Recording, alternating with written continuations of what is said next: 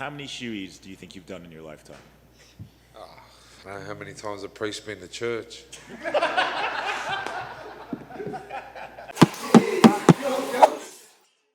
What was the inspiration there? Was it just kind of an FU to people or a troll, or what made you want to launch that? Well, I'm unranked, so it kind of made sense. And the champ, I feel like, if you could only pick one bantamweight fight to watch and we all fought at the same time, I believe most people would choose me. So unranked champ kind of fit the whole merch drop.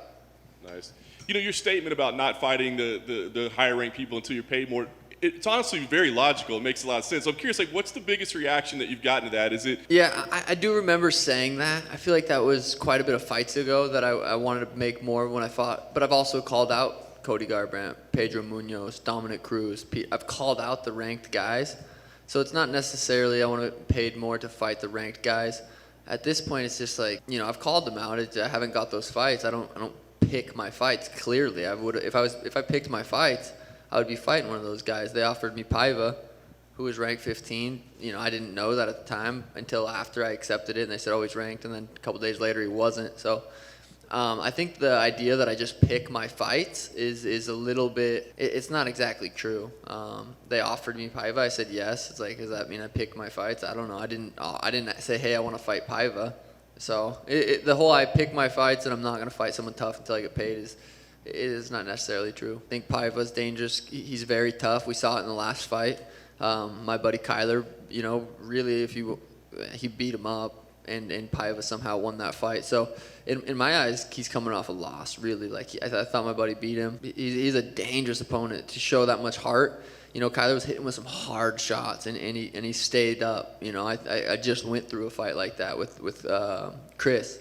So I think, going through that last fight shows that I can, I'm not going to get tired beating someone up. So if he wants to get beat up for 15 minutes, I'm down. I'm not overlooking Paiva. I have to go out there Saturday night and perform the way I'd perform, and I have to put his lights out. It can't be a boring fight. If it's a boring fight, I don't really have any say in what's next. I go out there, put Paiva's lights out. I can call out, Nunes or whoever I want. But I don't necessarily enjoy having haters, but I don't get sad that I have haters. It really means it doesn't.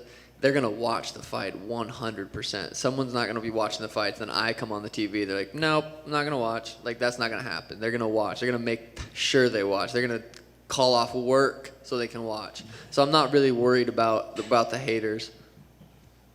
And speaking of the cards, I think fans are surprised that you're on the prelims and then Cody and O'Malley are on the main card. Did it matter to you where you fell on the card, or does it bother you at all that those two are above you in the pecking order of this fight? I've never compared myself to other people. It's important that you don't do so. That would be a judgment realistically on myself and everybody else. And if I start, you start comparing, you start messing with yourself. Realistically, I get paid the same regardless of where I'm on the card.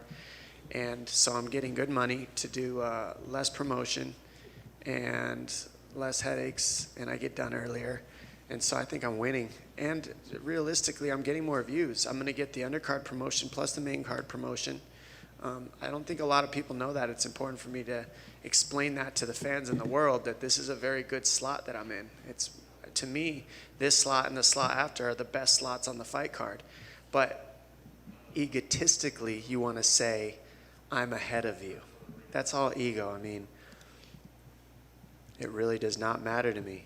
I swear it doesn't. And it's important that my fans know that, and that the world knows that where you're at on the fight card doesn't change your pay. So we're getting taken care of. So in your mind, does it matter where you fight on this card? Does it matter that you're above Dominick Cruz on this card? For my ego, it's fun. It's funny. It's he's a former world champion. He's not even on the main card. So of course he's going to say it doesn't bother him. What is he going to come up here and cry about it? And then he looks like a baby.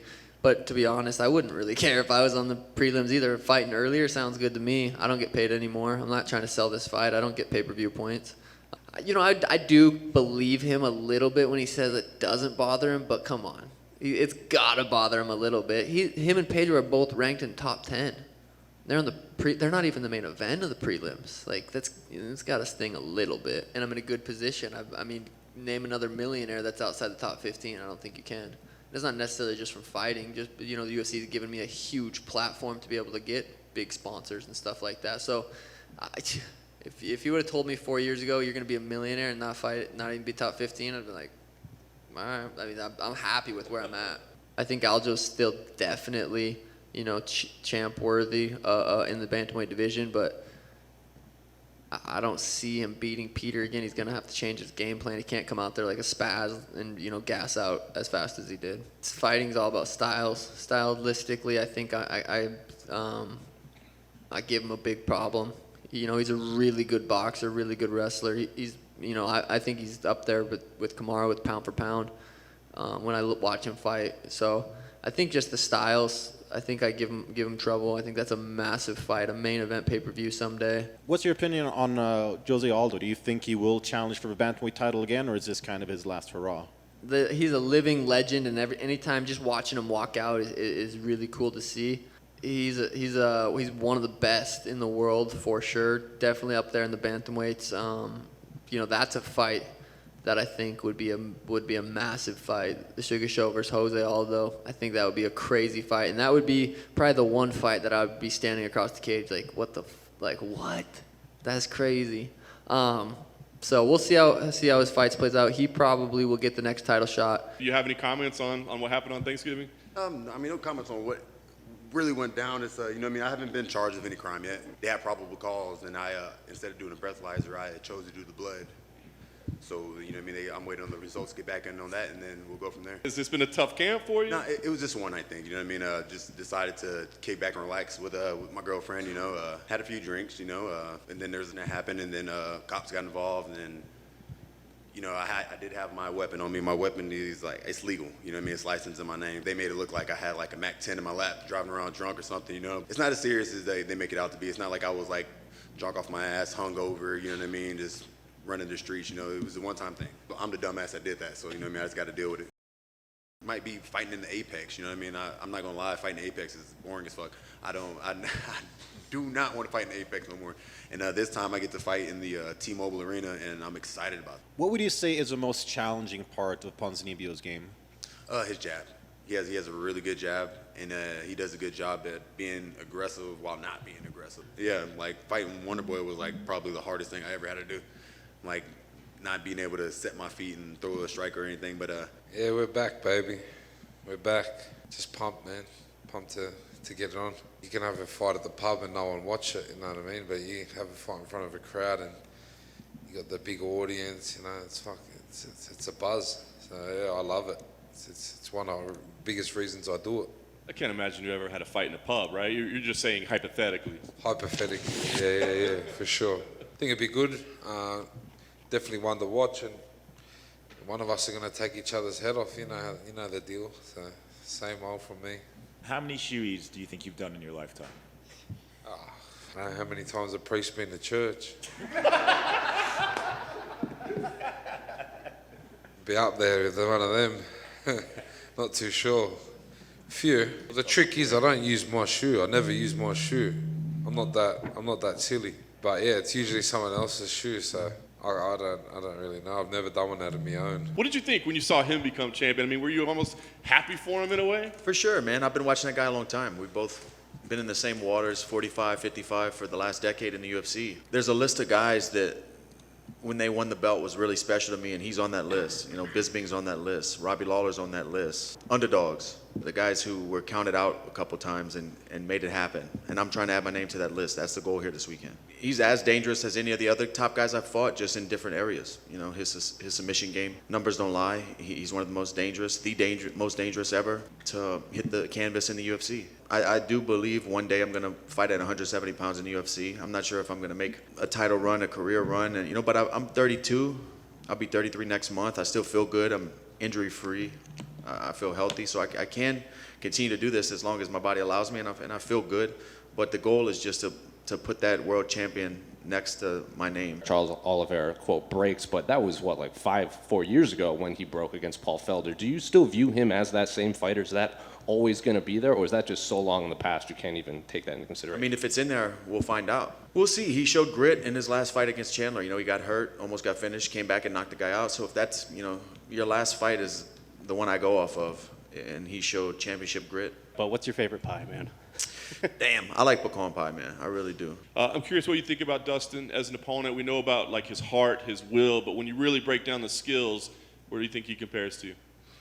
Estou curioso para saber o que você acha do Dustin. Todos nós sabemos do coração dele, da vontade dele, mas em termos de habilidades, o que você tem para dizer sobre isso? Deixa um cara duríssimo, tem um boxe alinhado, tem um wrestling bom, é um cara que gosta de levar as lutas por 5 rounds, é um cara respeitoso, vende a luta como eu, mas a realidade, como eu falei, eu não estou preocupado com aquilo que o Dustin quer trazer, mas sim com aquilo que eu posso trazer para dentro do game, e vocês sabem, quando eu entro lá para fazer acontecer, eu vou e faço.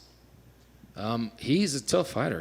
We understand he's a tough and complete fighter, very strong in his boxing, brings a lot of wrestling, and everyone knows he likes to take fights to 5 rounds. But I care about what I can do and about what we can bring to the game, and that's what we're going to do. We continue, and that's what matters is what I'm going to do in this fight. You had just said that Dustin is a very high-level boxer, but what do you make of his grappling skills inside the octagon too? Você mesmo falou sobre as habilidades que o Dustin tem com o boxe, mas o que você pensa das habilidades dele no grappling? Como é que você vê isso? Olha, de verdade, como eu falei, ele é um cara duríssimo, merece todo o respeito do mundo, né? Mas eu estou preocupado com aquilo que eu posso levar para dentro do game, para dentro do jogo. Né? Eu sou um cara habilidoso no chão, vocês estão vendo, vocês notam o quanto que eu venho evoluindo na parte em pé, né? E eu entro lá para nocautear ou finalizar. Então essa é a minha preocupação, aquilo que eu posso levar para dentro do game. As I said, he's a tough fighter. I understand he brings a lot of things, but you have seen how much I can bring into the fights, and how much, for example, I can. I'm always very tough on the ground, but you've seen how I've evolved standing up, and that's all I care about. I care about what I bring in when I start to do my job. Okay. In your last fight, you showed a lot of heart coming back from some adversity and then finishing Michael Chandler. Justin Gaethje is picking Dustin Poirier because he says that you lack heart despite your last performance. What's your response to that? Na última luta, fenomenal a maneira como você terminou a luta contra o Michael Chandler, mas o Justin Gaethje falou que ele acha que quem vai ganhar é o Dustin Poirier porque você falta coração para você. O que você acha baseado naquilo? Tem que dar risada. Olha só. Deixa Gaethje, né? É o cara que tem a mão mais dura do UFC. Ele fez uma guerra com o Michael Chandler. Por que ele não nocauteou? Eu nocauteei de esquerda. Vocês querem um recado maior do que esse? Eu não ligo porque eles falam, o que eles acham, deixa de achar. Essa é real. Esses caras querem ficar falando. Da Night falou, né? Ele é o próximo da fila, não é? Se eu passar do Dustin Gaethje, eu vou estar lá, vou estar esperando ele. Aí ele tem a chance dele de provar que ele é melhor do que eu. Que eu não tenho coração. I mean, you gotta laugh. You're talking about one of the guys with the heaviest hands in the UFC, and he fought him, and he didn't win. So I knocked him out with the left hand. So all you can do is just laugh and say, these guys just want to talk. They just want to, sell the fight, and he might have a chance. And if he fights me, so he's gonna find out that whether I do not have heart. Woo! Flyweight. That shit hits different. Say, man. So, Tai, obviously you've been talking about making this move for a long time, right? So what finally was the trigger to say, yep, this is the time to make this move? We've been going back and forth on it. It's been in my mind, and I'm a doer. When I say I'm going to do something, I'm going to do it. We were slated to fight Figueiredo over a year ago. Obviously, caught COVID pretty bad. But I truly believe everything's on timing. It allotted me the time to, do this correctly. Find Dr. Mateo, Kappa Nutrition. So this has been, not an overnight 8-week camp thing, cutting down. I reached out to him. We've been working for close to 7 months now, getting the weight down. And it's one of the best things I've done. I actually texted Dana a couple weeks ago, and I was like, I wish I would have done this a while ago, But, so I was going to wait, over a year to fight. So I was hungry to fight, healthy, had that whole long battle with COVID coming back, ups and downs of, the pneumonia, the torn, vein that turned into blood clots, the vertigo. So it was, especially after coming out of a huge win over a Sunsao and what I battled to get into that fight. I was in the hospital for over a week with a kidney infection. It came back 10 days before. I had to go back to the hospital and do an antibiotic drip every day for 10 days leading up to the fight. Was on antibiotics through the fight.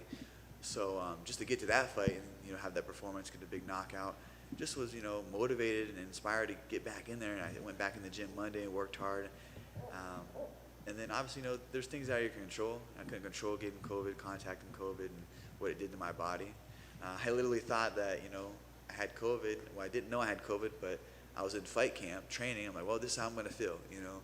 And as athletes in this profession, we're taught to, or bred through, to grind through this stuff. You know, your adversaries don't care whether you're sick, you're beat up, you're not feeling well. Like, they don't give a shit, you know. So I'm like, oh, this is it. So I trained through that. I think I made it worse, not knowing I had COVID, and then it just, you know, trickle effect. But also I was on antibiotics for so long, you know, in the beginning of the year. Got out of the hospital, started training again, you know, basically doing a whole fight camp again for a Sunsal to be able to fight in June. The infection came back. I worked with infectious disease doctors in both New Jersey and Sacramento, a specialist in, you know, kidney specialist in Cleveland. So yeah, it's been a crazy, wild roller coaster, ups and downs, but, you know, I never lost my faith in myself and the confidence in myself that I would be back to, you know, being here, coming to fight week. You know, and I hate using this word motivated, so I'll use inspired. I'm inspired for what's about to take place Saturday night. Are you down to be a backup if they ask you? 100%. But do you feel like for sure your times at 135 are done? You know, I'll never say for sure that it's done at the 135 because there's a lot of interesting, you know, matchups for me to be there. You know, like, who knows? Who knows? Like I said, I'm focused on Kai, you know, and getting this big win, you know, and controlling what I can control is just being ready for the next opportunity. I've worked hard for this opportunity, and I'm taking full advantage of it. Juliana has not always been the most respectful to you. I'm just curious if it bothers you, or if maybe you kind of like it, you know, to have kind of like an adversary for once. Yeah, definitely. I feel like she can do everything. She won the fight, so she did everything she have it. You know, I feel like this is motivate everybody. I feel like motivating myself, the fans to watch the fights. I feel like you guys too. So it's good for everybody. What is she doing? Yeah. What about her just as a fighter? Like, stylistically, does she present some challenges that maybe some other people haven't presented you before? Definitely. I feel like when you lock that door in the cage, everybody become dangerous, you know, especially for her. She don't have nothing to lose it, you know. So I have to really be ready for everything she bring it up. So she's definitely dangerous, you know. She's definitely a very good fighter. And I'm going to be ready to go. So she never fought a lioness before. Well, going off of that, Juliana was in here earlier, and she had said that she doesn't really think you've been tested off of your back. No one's really got to take you down and work from the top of you. I would like to get your response to that. She's delusional. So what about her best friend, Misha Tate?